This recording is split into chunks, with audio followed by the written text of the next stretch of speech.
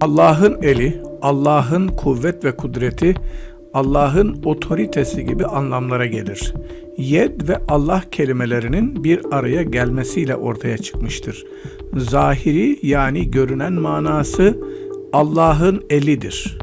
Fakat hiçbir şeye benzemeyen, her türlü noksan sıfatlardan ve eksiklik ifade eden özelliklerden uzak yani münezzeh olan Allah'ın eli olur mu? Her türlü kemalli sıfatlarla, üstünlük, yetkinlik ifade eden özelliklerle nitelenen Allah'ın, insanın eline benzer bir eli olması muhaldir, yani gerçek olması imkansızdır. Bu itibarla İslam'a göre Allah'ın bildiğimiz manada bir eli olamaz. Ancak bu el kelimesini mecazi manada kudretten kinaye olarak Allah'ın kuvvet ve kudreti şeklinde anlamak daha doğru olacaktır. Nitekim Türkçe'de de mecaz ve kinaye olarak kullanılan deyimler vardır. Mesela Osman'ın eli açıktır denildiği zaman pekala bilinir ki buradaki el bildiğimiz el değildir. Eli açık deyimiyle Osman'ın cömert ve yardımsever bir kişi olduğu, ihsan edip vermeyi alışkanlık haline getirdiği, cimri ve pinti olmadığı kastedilmiştir. Yoksa kimse Osman'ın elini avuçlarının içini gösterecek şekilde açık tuttuğunu düşünmez. El kelimesi mecazi manada sadece Türkçe'de değil, diğer dillerde de kullanılır.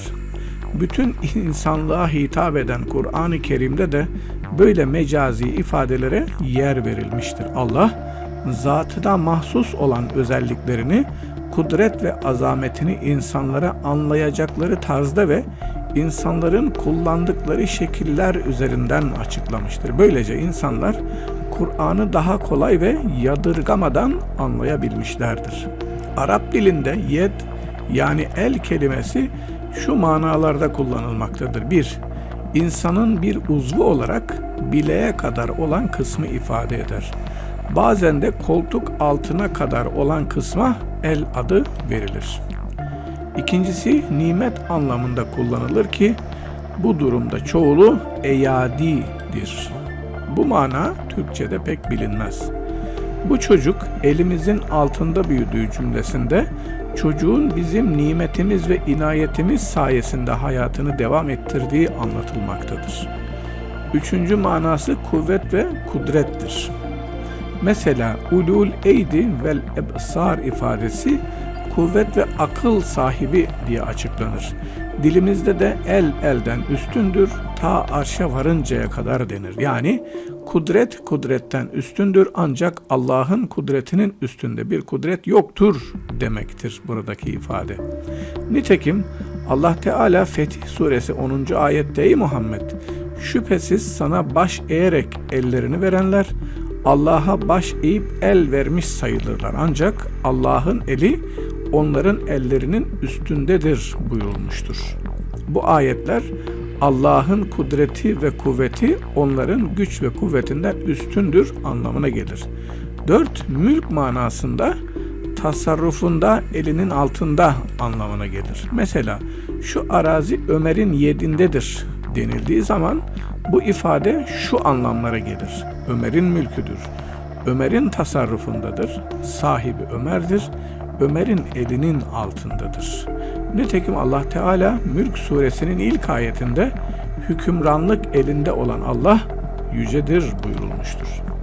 Beşincisi pek güçlü inayet ve ihtisas anlamına gelir. Mesela ben bunu elimle yaptım demek, kendim yaptım demek olduğu gibi fazlaca özen gösterdim. Pek özel bir şekilde önem verdim.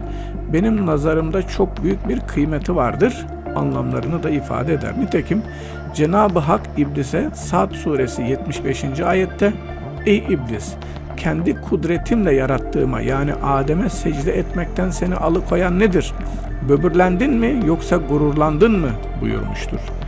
İşte bütün bu manalardan anlaşılıyor ki yedullah tabiri Allah'ın nimet ve ihsanı, kudret ve kuvveti, mülkü, tasarrufu ve hükümranlığı, inayet ve ihtisası anlamlarına gelmektedir. Yoksa birinci maddede gösterilen el veya kol manasına gelmez. Zira hiçbir yaratığa benzemeyen Allah'ın insanlar gibi müşahhas bir elinin olması düşünülemez. Bununla beraber kültür tarihi içerisinde müşebbihe ve mücessime diye bilinen iki fırkanın mensuplarından çoğu yedullah tabirini insanın eli gibi tasavvur etmişlerdir. Mezhepler tarihi içerisinde yer almış olan bu iki fırka çok kısa süreli olmuştur ve tarih sahnesinden çabuk silinmişlerdir.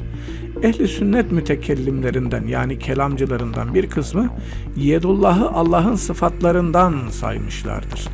Kelam tarihi içerisinde yedullah ve benzer tabirlere haberi sıfatlar adı verilmiştir. Ehli sünnet alimlerinden pek çoğu da yedullahı Allah'ın kudreti diye açıklamışlardır. Zira Yüce Allah kudretiyle kadirdir.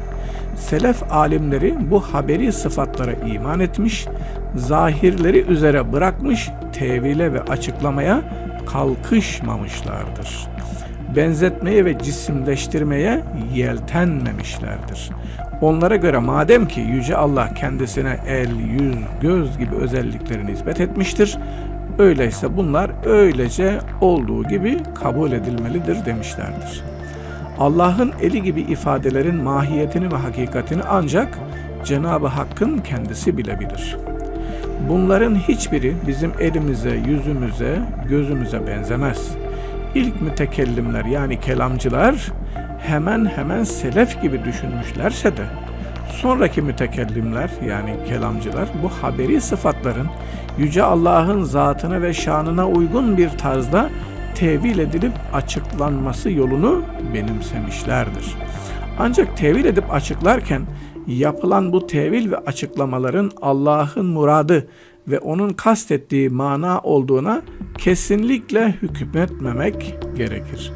Benzer şekilde surelerin başında bulunabilen Elif, Lam, Mim gibi, Yasin gibi, Taha gibi hurufu mukatta olarak adlandırılan harfleri açıklarken de birçok fikir ileri sürülmüştür. Ancak hiç kimse benim açıklamam kesin doğrudur dememiştir.